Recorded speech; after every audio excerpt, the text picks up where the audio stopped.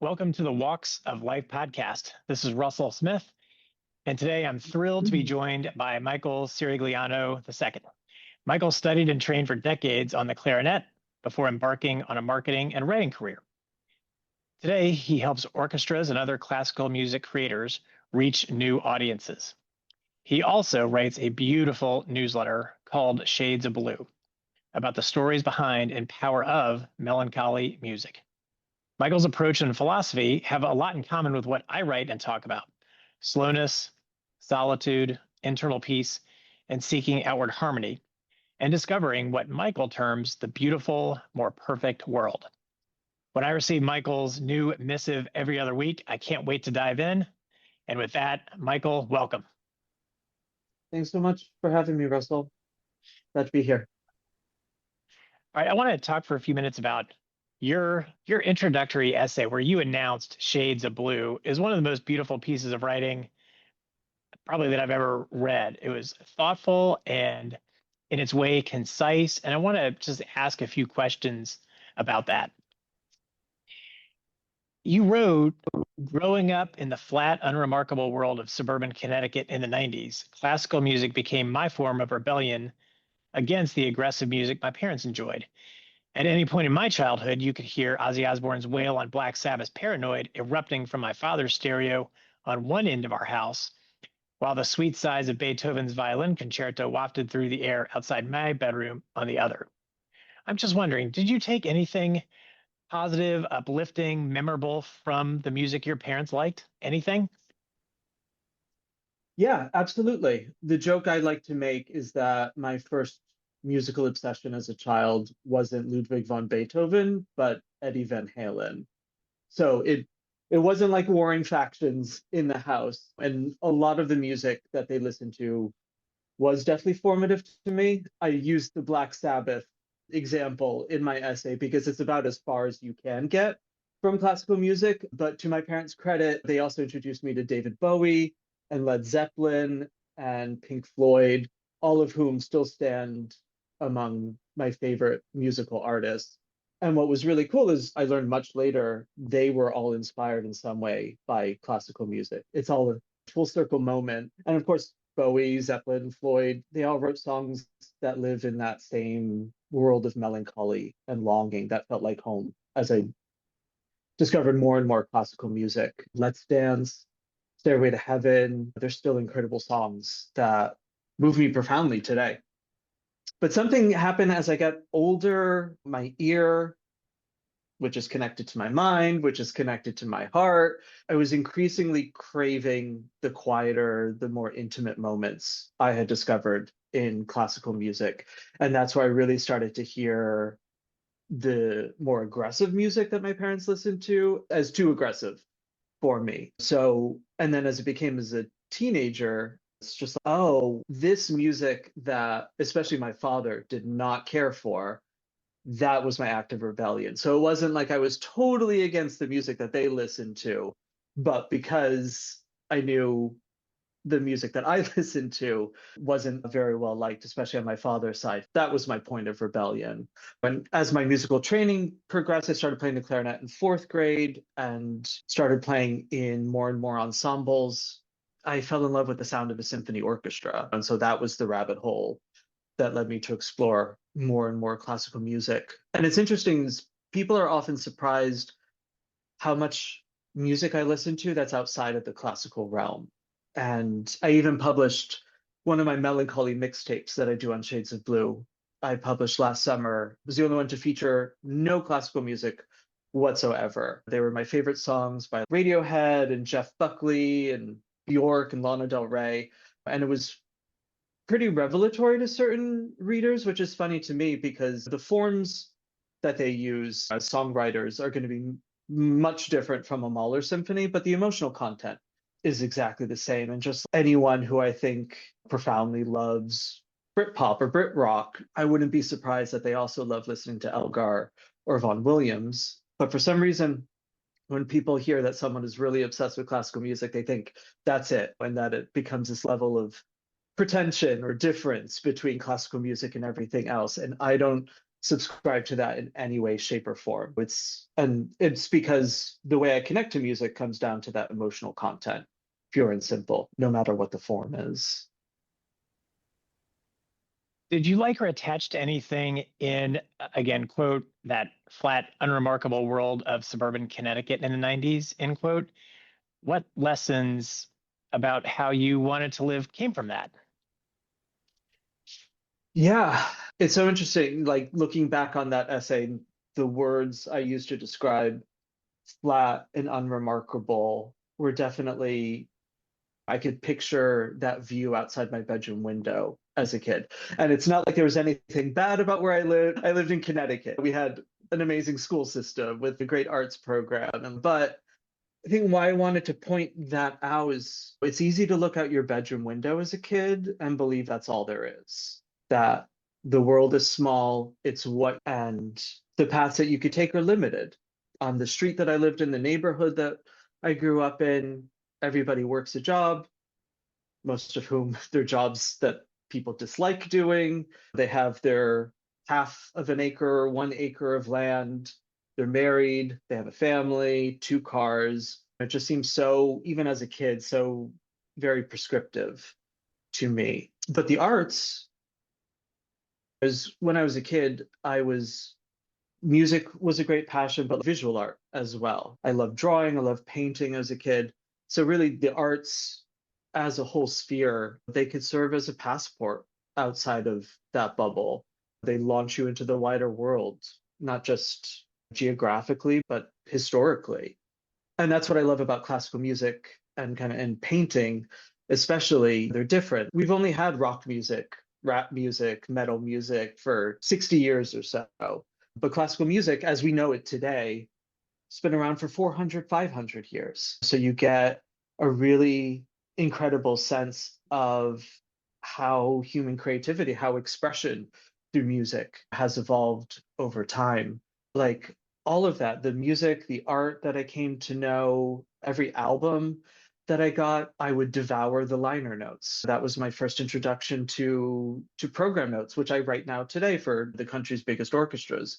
But it was the stories in there that fascinated me and put the music into context. And learning all that, I realized there's so much that I wanted to explore in the world.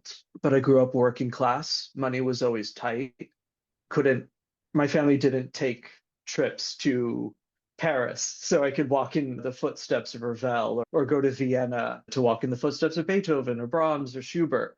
So until I became an adult and I could make travel the kind of travel I wanted to do to explore the world, to make that a reality, getting to know the world around me involved a lot of adventures of the imagination. And luckily, I have always had a vivid imagination. And I think a lot of that is having that imagination fed and fueled by art and music as a small child. So, yeah, to go from that one view outside my bedroom window to everything I've been able to explore and all the places that music has brought me to, that I think is the most remarkable thing to come out of growing up with an unremarkable view outside your window. Your first essay on your newsletter looked at Henryk Gorecki's Symphony of Sorrowful Songs. You called that essay a manifesto. Do you still stand behind it all? Has your thinking evolved in any way? If you rewrote the essay today, what would you add? What would you cut? What would you keep the same? Yeah, I'm sure I would find at least several frilly unnecessary adverbs that I'd be able to cut. That tends to be my style. But as far as the manifesto of it all, I still stand proudly behind it. I believe classical music has a huge marketing and PR problem, which is sadly perpetuated by the industry itself. And the issue I have in it, and the reason why I even transitioned from being a performer in an orchestra to eventually becoming a marketer for symphony orchestras and classical music presenters, is because it drives me nuts how classical music is marketed. Advocating for your art form purely because you call it important or because it has a storied legacy, ironic quotations all over the place, I feel like is so misguided today, especially when music education is not as prevalent in schools. Classical music is not as prevalent in the larger world of popular culture as it used to be. So leaning on that historical legacy and importance, I think is misguided because nobody is attracted to exploring new art because it's important. Advocating for an art form, for someone to explore an art form because you tell them about the transcendental experience they can have while listening to it, how they can focus all their senses on the sounds of the music as it moves through them. I know firsthand from the work that I do that connects with a lot more people. The example I go for, and it was one of my first sparks to making this my platform as an arts marketer, is if I came up to you, Russell, and I said, "Hey, are you interested in hearing Johannes Brahms's First Symphony?" It's about 45 minutes of music. It's for a full orchestra, written in the late 19th century. I think it's really great. You'd probably say no. Maybe you say yes because we're friends, but if a stranger came up to you and said, "Hey, listen to this because it's important," you'd say no. Yeah, it's a famous piece, but what's the incentive to take that much time in our busy world to sit down and listen to a 45-minute work? But if I came up to you and I said, "Hey, you listen to this music, at times it'll feel like time stands still," or if you watch this music being performed on YouTube, you take in the sound of 50, 60 string players, all playing together as one, moving their bodies as one, phrasing together as one. It's going to remind you of the trust you could place in other people, the importance of friendship and collaboration. Or, as I do so in so much of my work, I'll tell them about the genesis of the piece, about Brahms himself. He was a super sensitive, super insecure artist, just like we all are. And he was trying to make a name for himself in Vienna in the second half of the 19th century in a very crowded field. Any German, Austrian composer who, or Bohemian composer who wanted to make a name for themselves had to go and try and find their way in Vienna. It was a very saturated field. And here he was trying to live up to the greats that came before him. It took him nearly 25 years to write that first symphony. He was so overwhelmed with anxiety about how the music would be received. He was worried that everyone would compare his symphony to Beethoven's symphonies. Beethoven was a colossus of German music. As far as anyone is concerned in Brahms's lifetime, Beethoven was the be all, end all of music. So if you're going to write a first symphony, people are going to expect it to be a continuation of Beethoven's style. So Brahms wrote and wrote for years. And then he'd put most of the sheets of manuscript paper into a fire and he would burn it. Brahms was notorious for burning his music. So he wrote more and more. And then he wasn't happy with that as a first symphony. So he turned the scraps that he liked and created a completely different piece from them. And then he wrote more and more. And when he finally finished the score, it had been more than 2 decades. He was in his 40s when it was, so talk about late bloomers. And it's magnificent to behold. But you can hear that frustration. You could hear that anxiety right at the beginning. At the very beginning of the symphony, there is this roar of sound. There is this pulse that is throbbing in the drums, boom, and it doesn't relent. It drives the beat forward. When the strings are rising up, they have this melody that is just painstakingly, note by note, rising higher. And then the woodwinds in the back, they're playing a different melody that is falling. And it's like this waterfall of tears. And are those tears frustration? Are they relief? Are they tears of joy? Are they tears of pride? All of the above. To me, that's how you sell someone on the idea of listening to Brahms's First Symphony for the first time.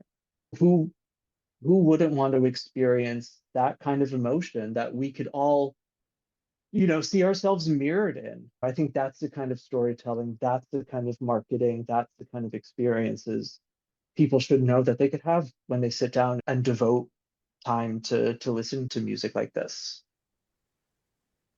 And I just got to say that answer, like that is what I love about your newsletter. You talk about a piece, and I want to go listen to it right then.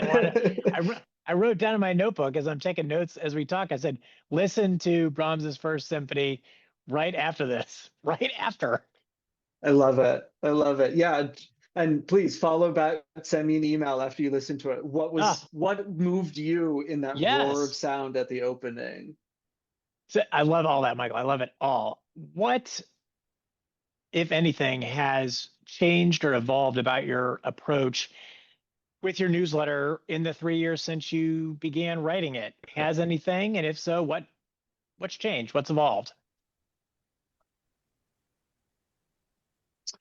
Yeah, so it's number one, it's been wild that I've been at it for 3 years. It took me probably 3 years of trying to cultivate confidence to get the point to get it started. So the fact that it's 3 years later and there's this body of work is really incredible to me. But from day one, and it's the way I feel about my work, but I consider writing this newsletter to be an act of service. I want to share music with people that could help them, could bring them relief, respite, a few moments, few minutes where they could shut out the world outside of them and turn inward to connect with these, what I find beautiful, moving human expressions of joy and loss and love and ecstasy, all those things that we don't really make a ton of time for anymore. And over the first year, I realized I could do that in a couple of different ways. I could use a couple of different format types to create different experiences, to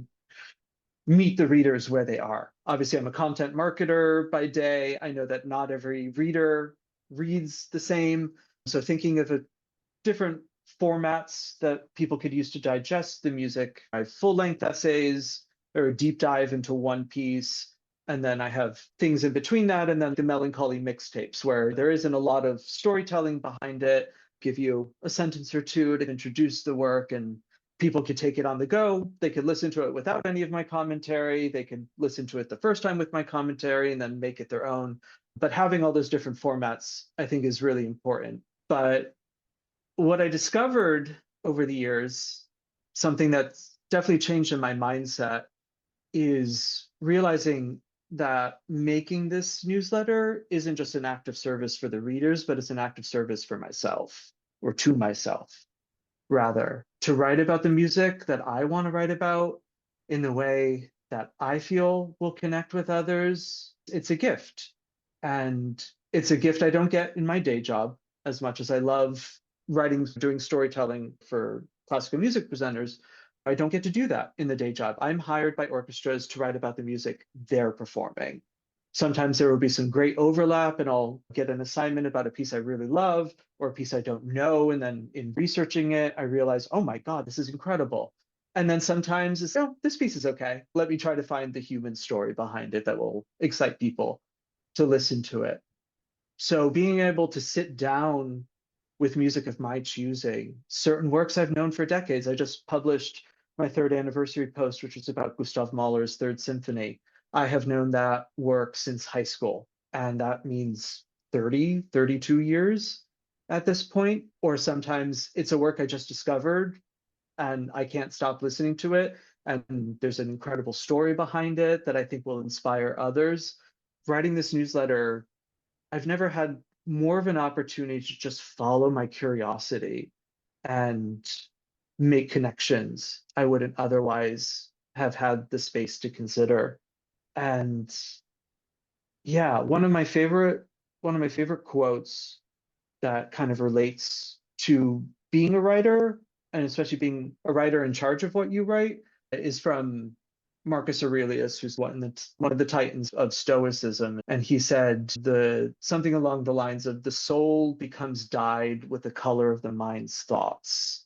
Basically saying, watch out what you think, because your soul will become dyed with those thoughts. So if you decide to live your life from a place of anger, from a place of resentment, from a place of hostility, that is going to infect you.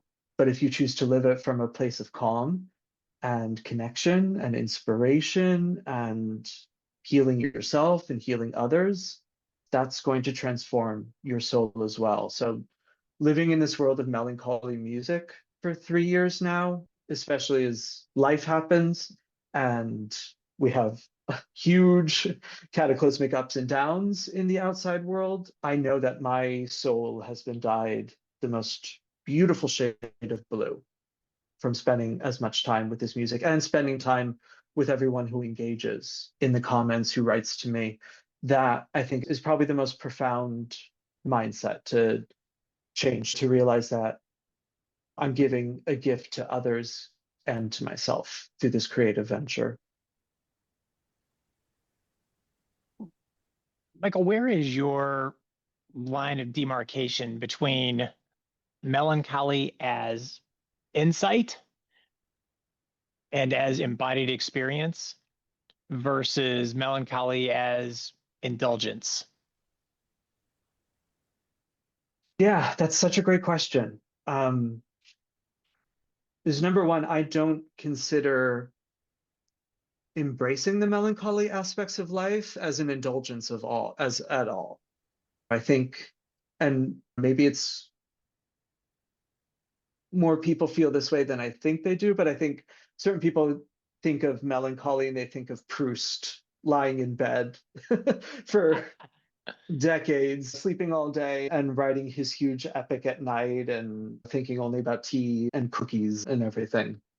But that's not truly engaging with the melancholy aspects of life. Our society, especially these days, is just referencing that you can sit and decide to live your life from a place of rage and hostility and division. And there are lots of people in positions of power, especially in our country today, who are choosing to live their life like that. But our society in general is woefully out of touch, I think, with what humans need to flourish, to fully embody our place in the world. We make such little room for expressions of all kinds of emotion today. They're even demonized. Nonsense like boys don't cry. What the hell is that supposed to mean? And even empathy in particular has become such a dirty word in certain corners of the world. I don't consider indulgence at all. I consider it an aspect of truly embracing our humanity and our place in the world. So in this kind of environment, I love that you put it as melancholy as insight, because I do think that is what melancholy offers us when we make a choice to explore it and to embrace it. It becomes a point of perspective to observe the world. And that is how we improve our lives, is to observe the world, realize our place in it, and realize what can we do to make the world a better, more loving place, a more beautiful place. When we could only do that, we could only truly live the totality of our experience if we realize that joy has to dance with sorrow, life is precious because it's fleeting, and love fuels the universe. I just don't think how anyone who spends their days exploring expressions of that kind of perspective on the world would ever harm someone, would ever call someone a pejorative in public. I think it's the budding Buddhist in me, but it's just, if you take the time to experience the profound beauty of the world, you will not want to harm the profound beauty of the world. So yeah, in those terms, I love this question, because melancholy, in this perspective, it transcends discussions of aesthetics and mood and vibe, and it becomes a philosophy to practice, to get better at moving through the world, to be less surprised by the sorrow, by the challenges you're expected to face, that everybody will face. And it teaches us to embody every aspect of our lived experience with grace and gratitude. And I think we need so much more of that in this world. You talked about this earlier, but I want to hear an elaboration. But can other types of music take us on the same internal emotional journey seeking as you wrote The Beautiful, More Perfect World. You talked a little bit about your parents' music. As I read your newsletter, I think a lot about jazz and blues, of course, but I'm curious, can other types of music besides classical music take us on these inward, beautiful journeys? Oh, I'm absolutely sure of it. Absolutely sure of it. And I mentioned, actually, first, I want to make sure that phrase, the beautiful, more perfect world, I use in my introductory essay, the manifesto, but it's actually a quote from Susan Cain, who's an incredible writer. She wrote a book about a decade ago called Quiet on the Power of Introverts in, Yeah, I great think book. this, Yep. yeah, incredible book. And then a couple years ago, 4 or 5 years ago, she wrote a second book called Bittersweet on how longing and sadness help us to connect more with the world. And that proved a catalyst for me writing Shades of Blue because I had been throwing around the idea of doing a newsletter about classical music, but what was my angle? And reading this, I realized, oh my God, so much of the music, classical music that I listen to lives in this world of melancholy, this bittersweetness of the world. And when I sit down and listen to it, it transports me to that beautiful, more perfect world. So I just want to make sure Susan Cain gets her credit for that. But to answer your question, absolutely. And I touched upon it, like you said earlier, in Radiohead, Portishead, Bjork, Lana Del Rey. There are plenty of musicians outside the classical realm whose the melancholy, that sense of the bittersweet that they have in their music profoundly resonates with me. I wish I was better versed in jazz or blues, to be honest. There are a few artists that I listen to and adore because it hits that melancholy sweet spot. I'm thinking of Chet Baker, first of all, Billy Strayhorn, obviously Bill Evans, but I actually don't know that much jazz or blues. And it's interesting that you bring up jazz and blues specifically because when people come to me and they're like, I want to get into classical music, I don't know where to start. Or some people would be like, oh, I wanted to get into classical music, so I got this random album of 10 favorites and I didn't connect with any of it.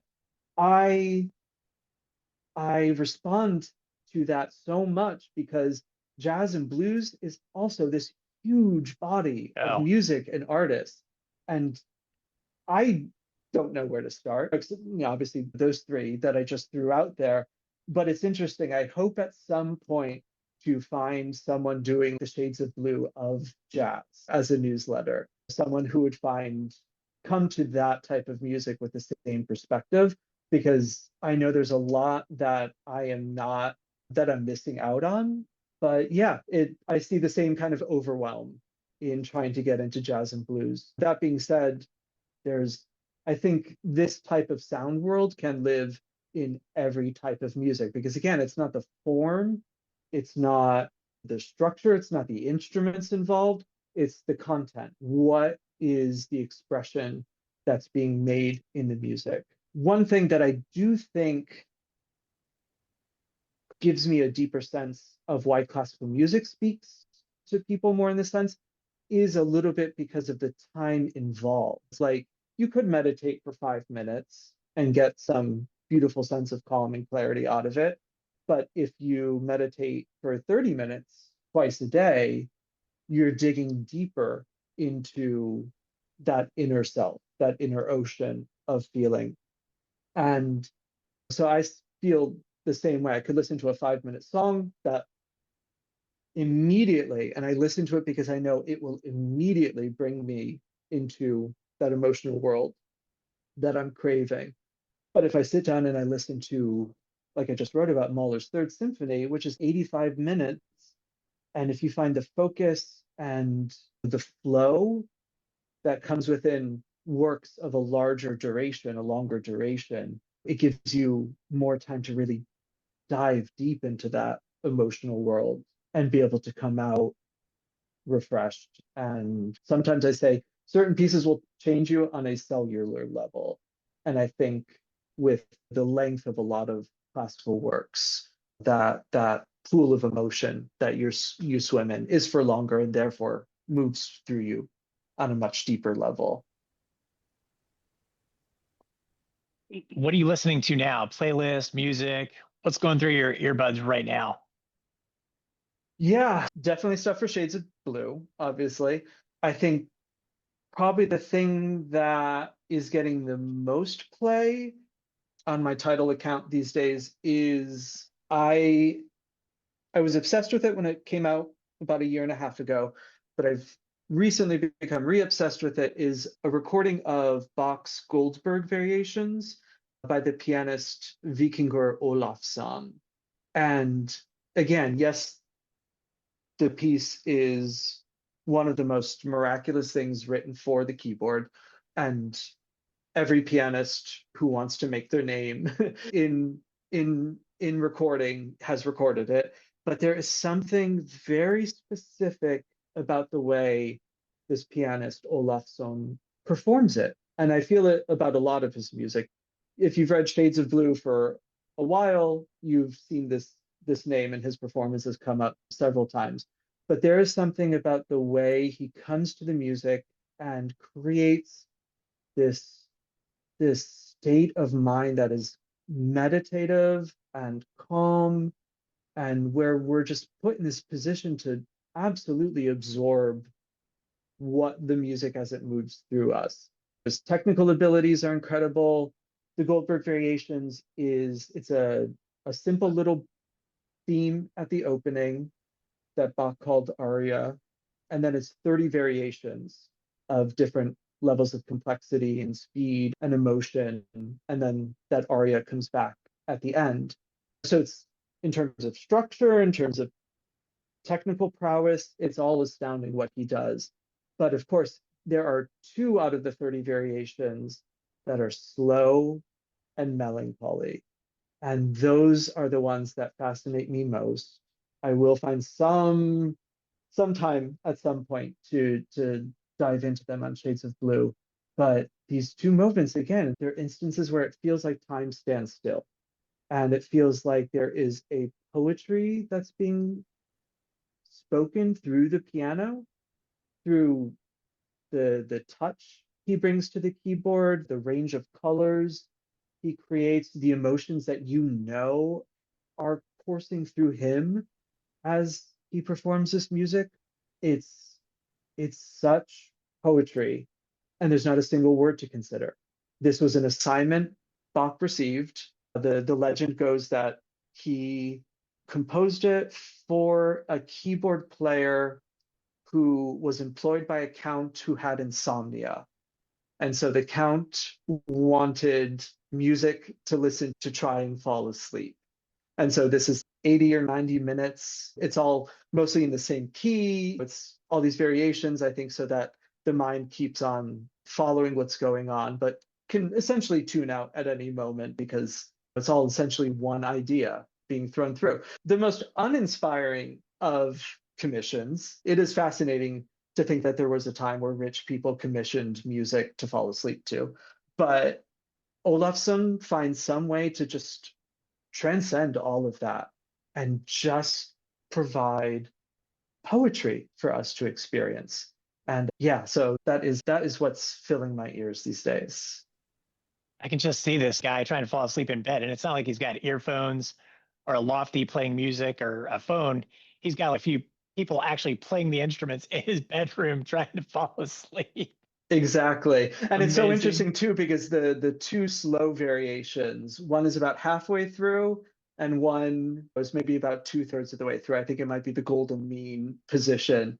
But I like to think that those slow sections were put in there to really make sure the count fell asleep, and maybe the pianist could call it quits earlier in the night than usual. Just for him peeking over and being like, "Oh, is he asleep? Is he asleep?" Yeah. That's so good. Do you like to listen to music yourself, with others? It depends. Yeah, it definitely depends. Obviously, for sitting and discovering music, for researching music, for sitting with the music that I'm going to write about, I like it to be alone, especially when listening to music can be a form of meditation for me. I practice transcendental meditation twice a day, but if I could find 20, 30 minutes to sit down with one work and really dive into it, feel the music moving through my body, note how my mind and my heart are responding. There's such a power to listening to music alone.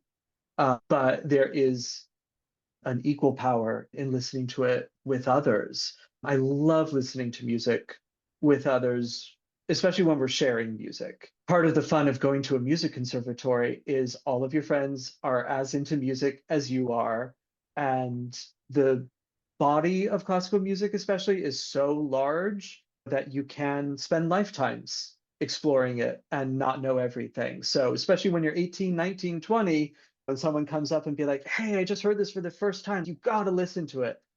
Listening to music while someone is sitting in front of you with a huge smile on your face and pointing out, oh my God, isn't this part great? There's nothing quite like it. There's such a spark of excitement when people are talking about and sharing music that's meaningful to them with you. So that I absolutely love. And I think if we're back in the day where it's a more analog world, I would love nothing more than to start a Shades of Blue listening club where we all got together, everybody bought one work, about 5 minutes of music that they love to share with the group. Tell us a little bit about why you connect to it. Does it bring back a certain memory? Is it a certain experience? I can't think of anything more inspiring than hearing about other people's experience with music. And just like I want the way I connect with the music to be a portal, to be a door that opens other people's experiences into that music, I crave that from others as well, because that's the entry point. So yeah, if we were back in the days of record clubs, I would absolutely want to do that. So yeah, based on how you want to experience the music, it could be just as great to listen to it alone as it can in a group. I want to ask you a few questions about your career. And to start, what did playing the clarinet for 23 years, many of them professionally, teach you about life that, because I didn't do that, I don't play the clarinet, I never did, never played music professionally, I don't know or I don't appreciate? Yeah, that is a great question. Yeah, as I mentioned at the top, I think probably the first thing that comes to mind was music serving as that passport for discovering the world. So that's definitely paramount, but that's the arts in general. I think in terms of playing the clarinet specifically, it was my first entry point into honing a discipline, honing my focus, that that way of that learning to play an instrument or performing music tests you in ways that not many other experiences can do. But of course, you could get that from sports, you could get that from woodworking, you could get that from writing, obviously. So I guess what I learned most from playing the clarinet that's applicable is something that took root when I started playing in orchestras. The clarinets sit relatively in the center of an orchestra. You've got the cello section to my right, the drums and the horns are behind me, the bassoons are to the left, the violas. Being at the center of the sound of an orchestra is absolutely electric. But being at the center of a group of 80, 90 people working together, it gave me an incredible perspective on all the different parts of an orchestra at work. I learned to interpret body language. All the woodwinds are guided by the principal flute, whose voice sits at the top of the woodwind section. When the whole section needs to make an entrance together, the flute will guide everyone in with a shoulder gesture or just leaning in. And so we have that visual cue, that subtle visual cue. It's not like they're trying to be the conductor as well. We still have the conductor on stage, but they're giving a cue of let's all do this together.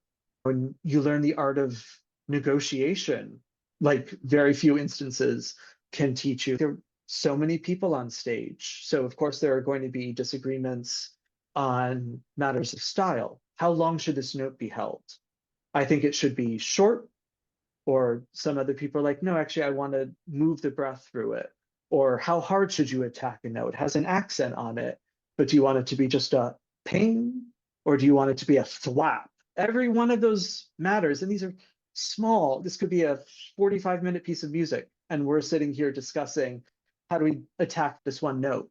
Every one of those matters needs resolution, and it needs some kind of, if not agreement, then at least everybody coming to a center point of just, okay, that is okay with me. You can't go it alone in an orchestra. So for an orchestra to excel, it almost sounds cliche, but there has to be an impenetrable sense of harmony that is created by every part of the orchestra working together. And I think there's a lot the society at large, I think there's a lot that governmental bodies can learn from how an orchestra works. Did playing the clarinet and working with and in an orchestra make you a better marketer in any way or a better writer in any way?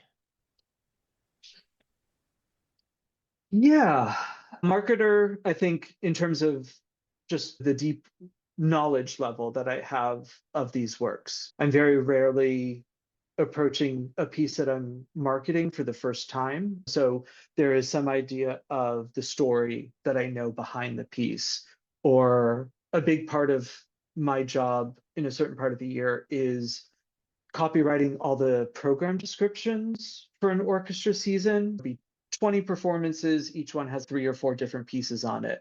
So it's not only, okay, what am I writing about each work, but what's the thread that unites these works? What's going to make people say, oh, that's a mix of ideas and emotions that I'd really want to enjoy. That sounds really fascinating.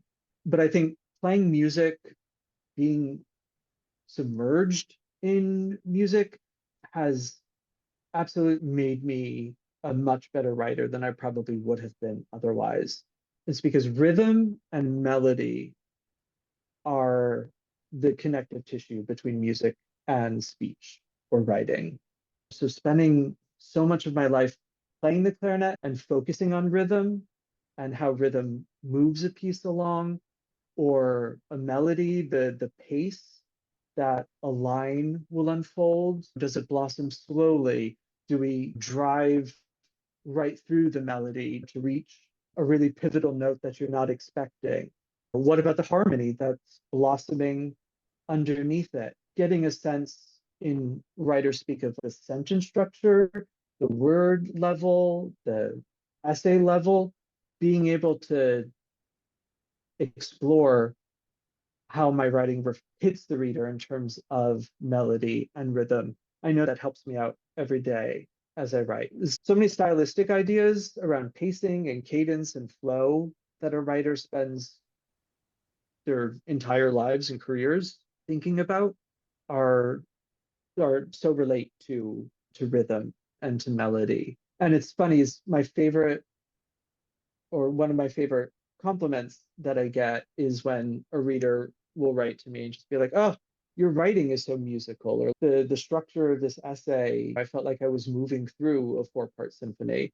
And compliments like that always make me smile, because I know that the only reason I could make that work is because I devoted the first 2 decades of my life to performing music, to studying music. And so, yeah, it's a great payoff. So even though I don't perform anymore, I'm still thinking all the time about rhythm and line and harmony, and imparting those ideas to others through words.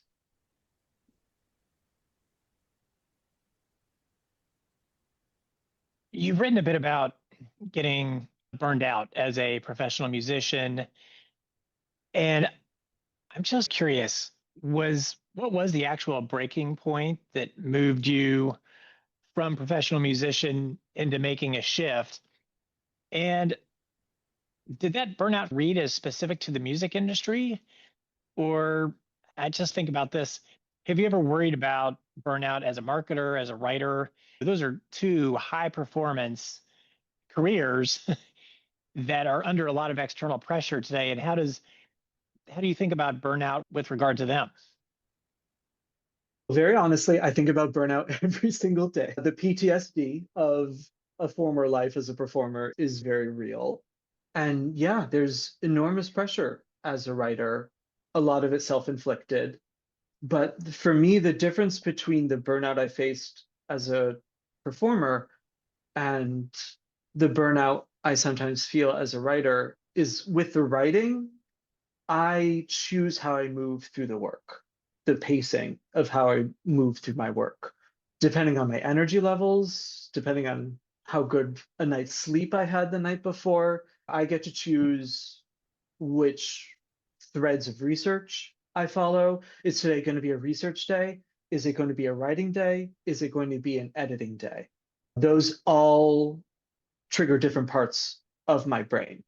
And because I worked as an editor before adopting my mantle as writer, editing has a lot less pressure to me. As if I could get past the first draft of a piece and then usually the top down rewrite that follows that, once I get to the kind of copy editing stage, that's where I could have a lot of fun, because then it's about clarifying every image, finding better words, finding stronger verbs.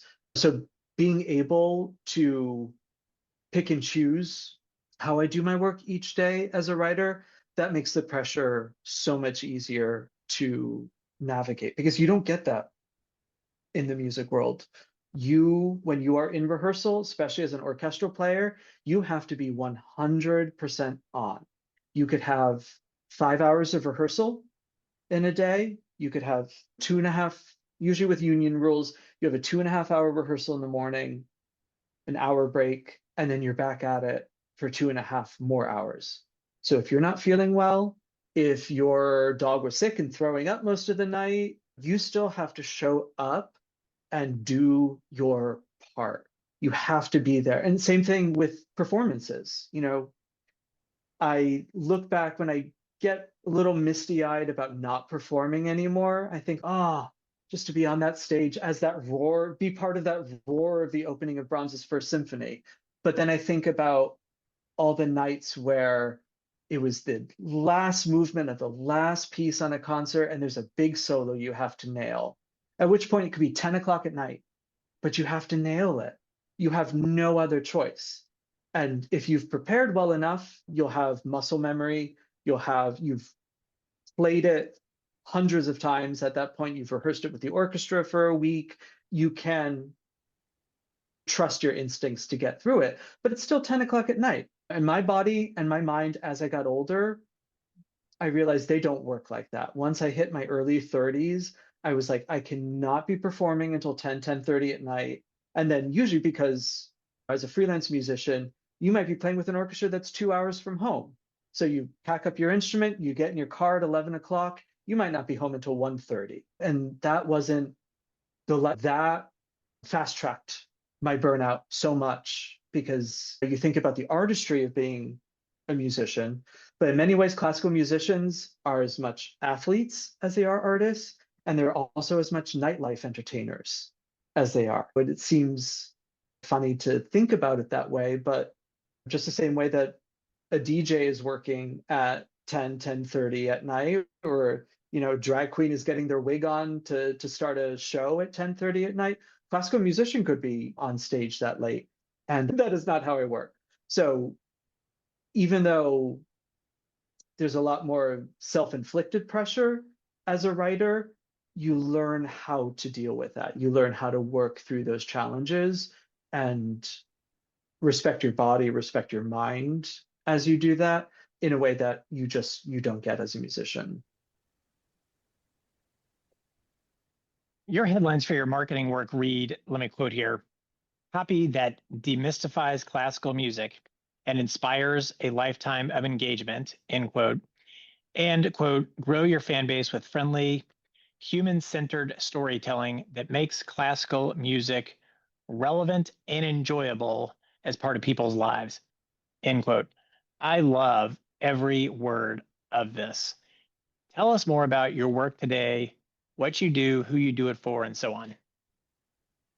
Thanks. I appreciate that. As a copywriter, I appreciate that the headline and the subhead, get a reader excited. Yeah, so when I stopped performing as a musician, I got into the editorial world, and the visual arts was the first place to snatch me up. So I worked as a writer and editor for the Metropolitan Museum of Art in New York for several years, and then the Whitney Museum of Art, and then realized, oh, what I do, I could be doing for classical music presenters. I miss the musical aspects of my life. And so for about 6 years now, I've been working as a freelance arts marketer, specifically with classical music presenters, even more specifically with orchestras, although, so I'll work with orchestras, chamber music presenters, recital series, so a wide range of performing ensembles and a wide range of music. It's very interesting kind of moving between writing for about an orchestral program and then a piano recital, because those are put together in very different ways. So the work that I do falls into two different categories. So it's the marketing copywriting, and that will be everything from the season brochures to, like I said, the program descriptions that accompany each concert in a brochure or on a website, the email marketing, obviously in the newsletter space, that has become my forte, as well as more kind of conversion based things like digital ads and out of house campaigns. So that's kind of category one. And then category two is the longer form storytelling. So the program notes. Anytime you go to an orchestral concert or a classical concert, you're going to get a program book, and there's going to be short essays about each work on the program to give you an idea of who the composer was and what to expect in the piece. And both of them excite me a lot, but obviously because I love the longer form storytelling and because I feel like program notes most of the time are abysmal.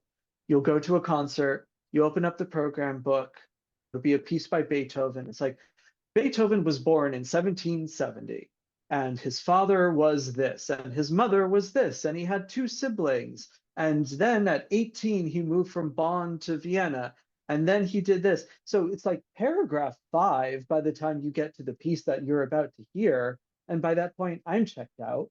And if I'm checked out with a lifetime of interest in this, most people are going to be checked out. My whole idea is plunge people right into what was going on when they were writing that piece. So to bring back the Brahms First Symphony example, no one cares where he was born. No one cares for the purposes of this concert. No one cares where he was born. No one cares what his father did for work. No one cares how many times he moved as a child. But we get to the heat of the moment of composing. What was going on in this composer's world as they were writing this? What was going on in the world outside their door as they were writing this? People love Beethoven's Emperor Concerto. It's magnificent, grand melodies, lots of fanfare and everything. Beethoven wrote it after his hearing loss had started, number one. So that's miraculous enough. And that's the point that you should open with. Or number two, he was writing it, most of it while holed up in his brother's basement because the Napoleonic Wars were going on outside in the streets of Vienna. He was downstairs in a basement with a pillow on over each ear, trying to protect his ear and writing this work. So as a human, are you going to feel more inspired and a greater sense of resiliency and creativity and the indomitable human spirit if you hear that story, or if you hear that his father got drunk a lot as a child and made him play the piano for practice? So yeah, so I feel very blessed to do the work that I do. And as someone who, like I said, I would get these records as a child, and the liner notes told me everything I wanted to know. They were so formative to my exploration of music. So to be writing program notes for the Cleveland Orchestra, the Los Angeles Philharmonic, the Oregon Symphony, some of the biggest orchestras in the country, and having 1,500 people a night grab one of those programs and read the essay and hopefully get inspired by the work is an absolute blessing, and just goes to show me that your life could take very circuitous routes and then you end up finding yourself doing the thing that you had dreamed of doing as a child. So yeah, so the ups and downs of a freelance life is very challenging. It's not for the faint of heart, but the whole process of creating your own business as a writer in a world where writers are getting less and less value and respect, it makes it a lot easier to go through the work and to realize that the work is meaningful and important. I have just a final few questions, and they kind of relate to I reached out to you to interview you because I see a lot of confluence between your work and my work, your newsletter, my newsletter, and the themes we talk about. Earlier, when you were talking about Brahms's First Symphony taking 25 years, that just resonated so much with me about slowness in life and taking the time that things take. And yes, there are people who strike gold on the first time out, but many more of us take time or apprenticeship or effort after effort to do something worthy of note and remembrance in the world. And so I'm just curious, do you agree with that? Do you think that our two approaches, sort of melancholy music, walking, actually converge? And where do they converge? Where do they part ways? And I'm also just curious, do you personally walk as part of your sort of meditative process or artistic or creative process? How does it fit in your life? Yeah, walking is very important to me. And I remember when we met a couple years ago, just being so excited that someone was writing a newsletter from that perspective of like how we become better people or better creatives, more cultivate more creativity in our life through walking. It is the simplest, most human thing that we can do. So yeah, it's a very important part of my life. I'm very lucky to live in a city that is very walkable. I live in Minneapolis, Minnesota, and the walks I take around my neighborhood remind me of how lucky I am to live here. So, number one, they help me to cultivate a sense of calm, but also make me realize the abundance around me, especially this time of year. Everyone's gardens are blooming, these mighty trees that I'm sure have been living for centuries, form these beautiful canopies over the streets. About a 15-minute walk for me is Lake Harriet, which is one of the chain of lakes that Minneapolis is really famous for. So it's a wonderful way to get out of my head and into the larger world. But also, like so many writers, so many composers, a walk is a great way. Not that I actively do it. I feel like a lot of writers, a lot of composers, Beethoven, Mahler, they wrote a lot about how they would go on walks in the country to think through their music. And I come at it from a little bit of a different perspective. And if I go out for a walk to purposefully work something out, I that puts pressure on me because then it's just I got to keep walking until I come back with it, figure it out. Because the whole point of this walk is to figure it out.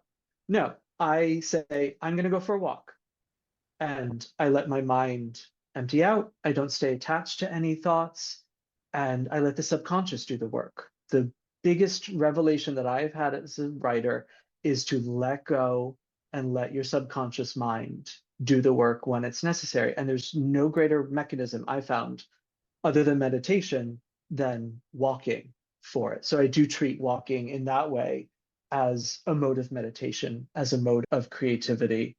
So yeah, it's absolutely important to me. And just like music too, I love walking on my own. There are certain things I need to do, but nothing makes me happier than taking long walks with my husband too, or going on a hike. So definitely fundamental. And in fact, we're having a huge heat wave in Minnesota, and nothing makes me sadder than it being way too hot for my afternoon walk. And then it's just, no, but I need it. But I cannot deal with 100-degree, 105-degree, heat index and feel like I'm going to come back and be a creative person. But yeah, I think in terms of where our two approaches, where walking and melancholy music converge, I think it's as simple as they both of these modes invite us to look both inward and outward. They walking in melancholy music, they call us to observe the world around us, to move through each day knowing that we're part of a larger tapestry. And walking does that externally, seeing everything growing around you, seeing the bees on flowers. We are of no more value or less value than that bee on this planet.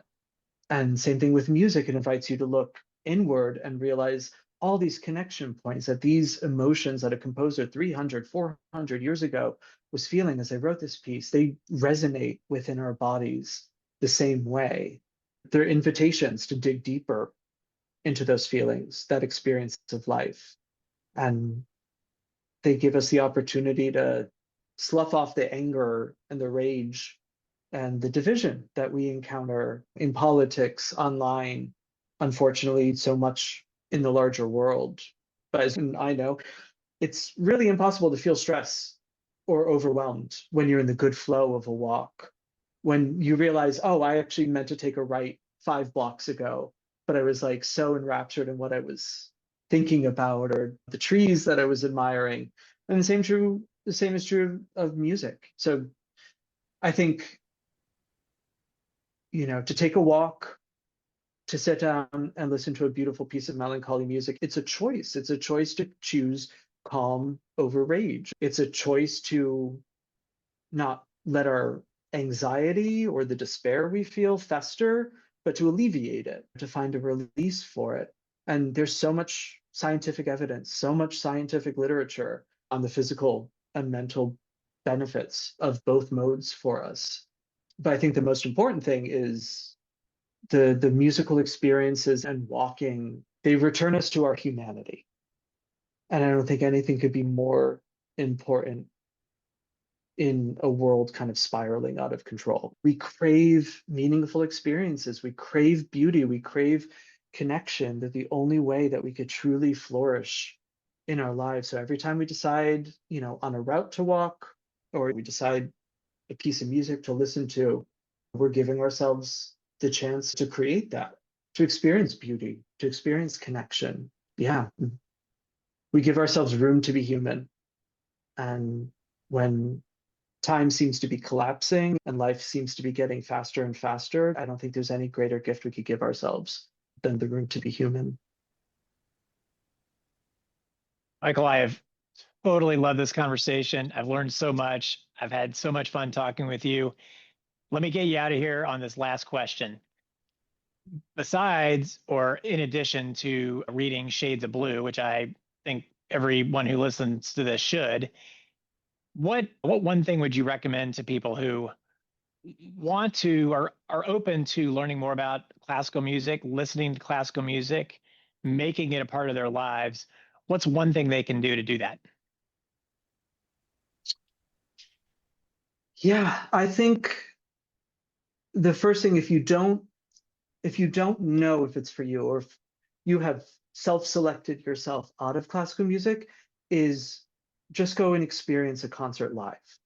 I think that is the first thing that you could do, because we all listen to a lot of music through our earbuds. You get an idea of the music moving through you.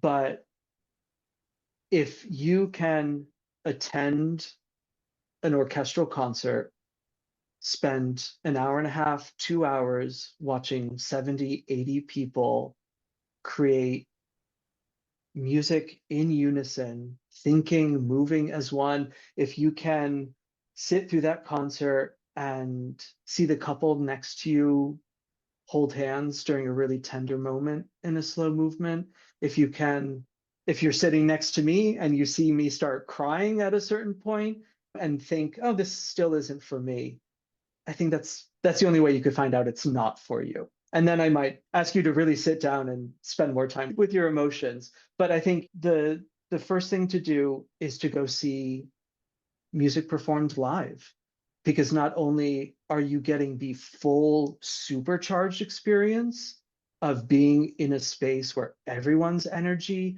and focus creates this almost religious transcendental experience of everyone being focused in this music moving through everyone, and understand how visceral that experience can be, then it's just a matter of finding the music that's right for you, that speaks to you. And the great thing about classical music is that there are about 500 years or so of it. You're going to find works that speak to you. And those works that speak to you they may be pieces I've never heard myself. And then you're going to be excited to share them with other people. There's nothing that I love seeing more of. I'm on Instagram and looking at the comments in a post from an orchestra is when someone was just like, oh my God, I love the experience so much. I'm going back next month and I'm bringing a friend. You want to share that experience with the people you respect and you love and you care for. Sharing music is a message of love. And we all deserve things in our lives that rev us up, that make us excited to be a part of the world. So go experience that with 1,500 other people in an auditorium, and you'll be surprised at the change that takes place in you and how much it inspires you to learn more and to realize I could be experiencing this all the time. Fabulous, sign me up. And then read Shades of Blue to figure out where to start. But people could want the apps to channel the absolute power of a large orchestra. And then I'd give you a whole different set of recommendations for what to listen to. If that's what you connected with, if you heard a Shostakovich symphony that he wrote during World War II while bombs were flying outside, and it's just this power, this aggression, you got a whole world of music to explore.